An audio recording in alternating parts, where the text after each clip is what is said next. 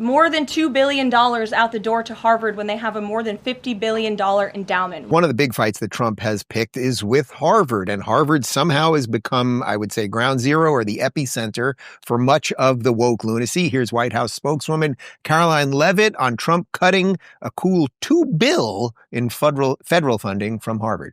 The president at that time made it clear to the American public he was not going to tolerate illegal harassment and anti-Semitism taking place in violations of federal law. So the president made it clear to Harvard, follow federal law, no longer break Title VI, which was passed by Congress to ensure no student can be discriminated against on the basis of race, and you will receive federal funding. Unfortunately, Harvard has not taken the president or the administration's demands seriously. All the president is asking, don't break federal law, and then you can have your federal funding. I think the president is also begging a good question.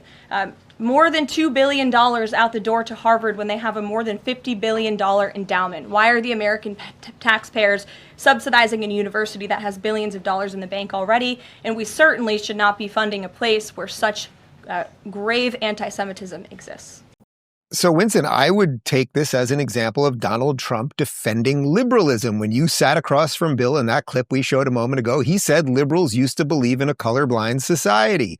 Harvard has chosen to believe in a discriminatory society where if you are white or Asian or, of course, Jewish, you are going to be discriminated against in admissions, and you are going to be elevated if you are black or brown or whatever they want to call it. So this is Trump defending liberalism, isn't it?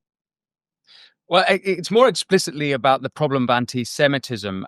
You're right, though. There's in the letter that Trump sent, open letters sent to Harvard, there is talk about DEI hiring that must end. Of course, I think it was 2024 maybe it was 2023, the Supreme Court case regarding the Asians being discriminated against at Harvard. So they've had a problem with various minorities, not just Jews, although it's clearly high achieving minorities in this case.